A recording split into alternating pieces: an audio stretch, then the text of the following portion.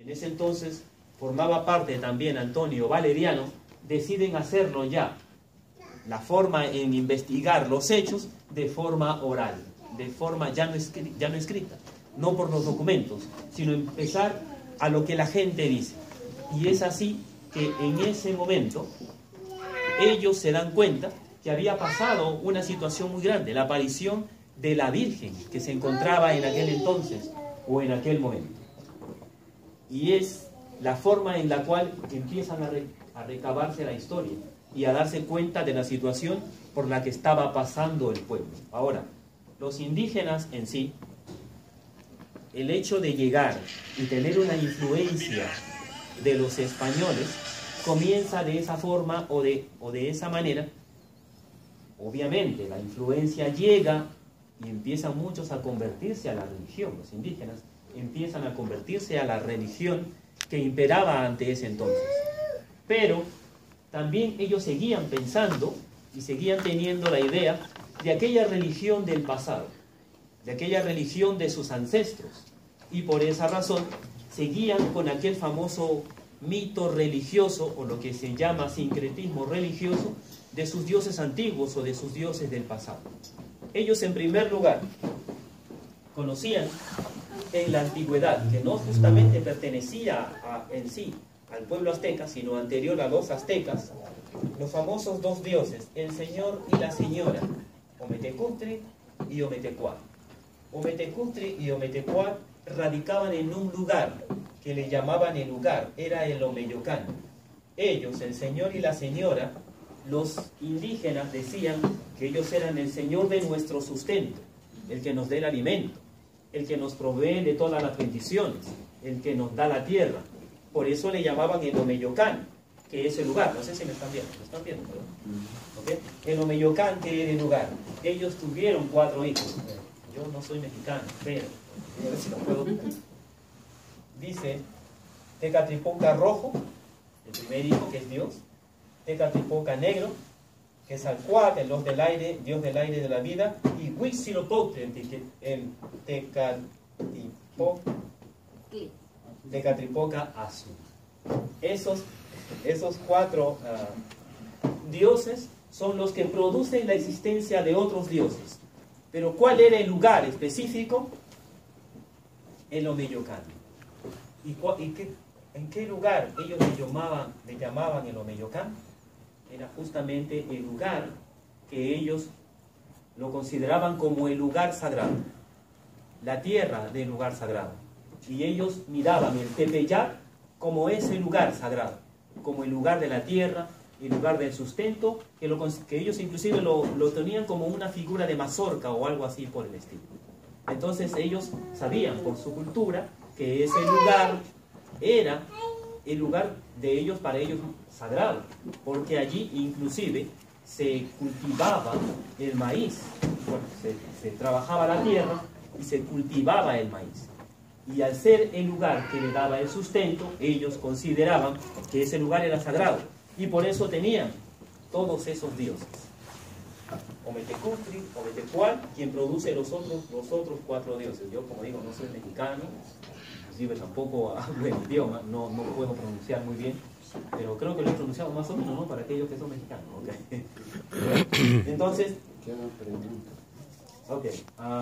vamos a tomarnos un break de 5 minutos. Los otomís tenían como lugar sagrado, era el monte del Tepeyac.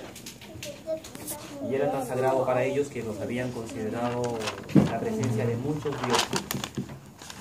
De alguna forma ellos también empiezan a adorar, aparte de los dioses que tenían aquí, la famosa diosa Tonantzin, que era una diosa muy sagrada para ellos, que tenía inclusive, es una misma diosa, pero le dan varios títulos a la diosa. La diosa de la fertilidad, la diosa del sustento, la diosa de la vida. Y a esa diosa los aztecas, especialmente del grupo otomí, ellos la dibujaban, bueno, aunque era una figura mágica, la pintaban ellos de una forma así, de un color especialmente extravagante, y le ponían una serie de estrellas en el cuerpo, rosas, estrellas, Era una serie de adornos que le daban a esa diosa. Pero justamente el conocimiento que ellos tenían de que era la diosa que le proporcionaba la vida. Lo consideraba la reina, la princesa, la diosa. Como le dije, tenía varios títulos. Y los pueblos indígenas, el pueblo azteca de aquel entonces, veía a esa diosa como muy milagrosa. Le pedían, y cada vez inclusive ellos formaban cierta figura de esa diosa, las cuales ellos inclusive hasta pintaban y dibujaban, pero era una figura mítica de la diosa. Y es por esa razón que el conocimiento que ellos tenían, al saberse de la presencia de los dioses, y al saber inclusive que la diosa Tonantzin era la diosa del sustento, de la vida, y que tenía varios títulos, la situación sagrada para los aztecas con respecto a la Tonantzin era sumamente importante.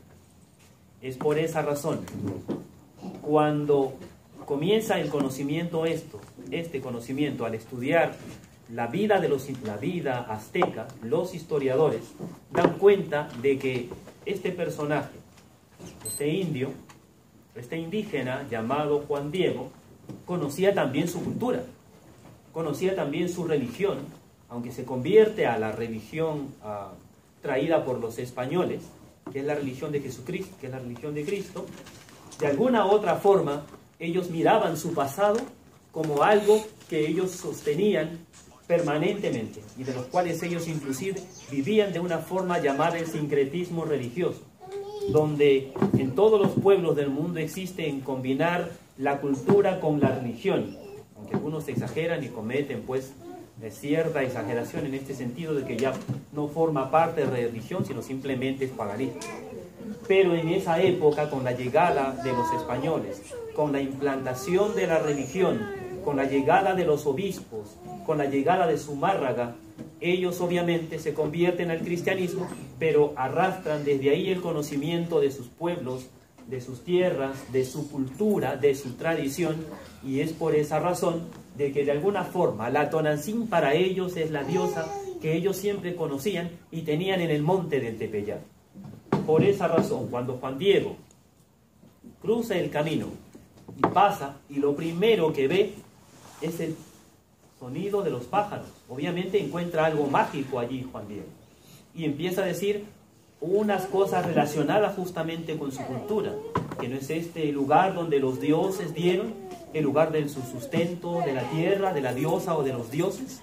Y cuando ve a la Virgen María, cuando la ve, él pensaba que lo que estaba viendo era la diosa Tonantzin, porque es de una forma en que ellos la llaman la muchachita, es así como le dicen.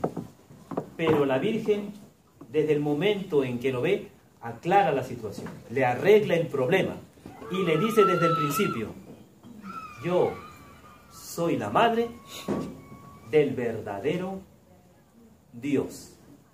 En ese momento, obviamente, Juan Diego, en medio de su cultura, sabía y se daba cuenta que lo que estaba mirando era una diosa, pero no era una diosa en sí la que se le estaba presentando. Se le había presentado la Virgen de Guadalupe, bueno, no la Virgen de Guadalupe en aquel entonces, se le había presentado la Virgen. Y es por esa razón que la Virgen le aclara la situación y le dice: yo soy la madre del verdadero Dios por quien se vive. Entonces, en primer lugar, vamos a aclarar aquí la situación. Tú no estás mirando a un Dios, tú estás mirando a la Madre de Dios. Y esa es la razón por la cual la Virgen primero lo que le aclara es eso, y después le da la orden de que es a ella a quien se le rinda culto en ese lugar. Ese es el primer deseo de la Virgen. Y ese es el primer mandato que lo hace con Juan Diego. Al darse cuenta, Juan Diego, de que de alguna forma él tenía que llevar el mensaje, pero estaba en medio de una situación complicada. Y es por eso que va donde el obispo y le dice lo que él pensaba, consideraba no era digno de él mismo. Porque después obviamente le dice, o él piensa: ¿por qué la Virgen me eligió a mí, que soy un indio humilde, si habiendo tantas personas importantes en el mundo? Elige a Juan Diego, porque de alguna forma hay que entender esto. Y eso es lo que también es parte del Evangelio. que las cosas grandes se les da justamente a los pequeños, para sorpresa de las multitudes y sorpresa de los grandes. Y es por esa razón que cuando yo una vez escuché en una homilía, las veces que la Virgen se presenta, o se ha presentado... Sí, que tomen uno antes de irte para recordar el retiro de algún... Okay.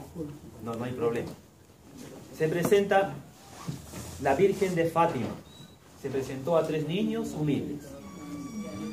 La Virgen de Lourdes. Se presentó a una niña que no hablaba, ella era francesa, que no sabía hablar ni siquiera el idioma francés, sino hablaba su dialecto. Y en este caso se le aparece a Juan Diego. Si miramos esto desde ese punto de vista, obviamente la Virgen, o cada vez que se presentan estas cosas, se les presenta siempre a los más humildes.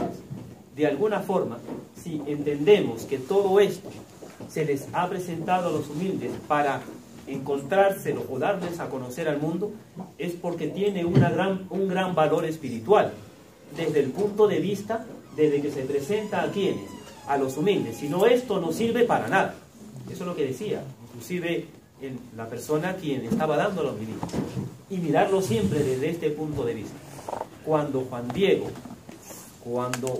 la Virgen se le aparece a Juan Diego, le da la indicación de llevarle el mensaje, que no va a ser un mensaje solamente de una condición local, sino una condición universal. Porque ya vemos cómo esta aparición trasciende multitudes y trasciende el mundo entero.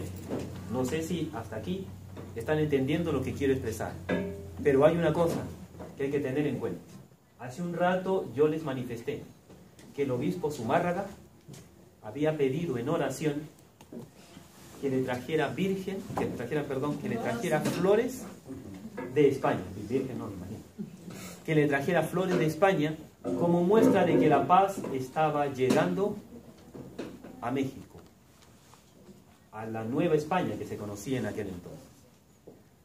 En la tercera o creo cuarta aparición, la Virgen le dice a Juan Diego que trascienda, que vayas hacia el lugar y que iba a recoger unas flores. Los historiadores indican de que las flores se daban, obviamente en la época en la que se estuvo dando ahí, se daban en primavera, pero no se daban en el cerro. Y es más, en 1531 todavía no habían flores en México. Todavía no llegaban flores a la Nueva España. Pero la Virgen le dice a Juan Diego que vaya a recoger flores del monte.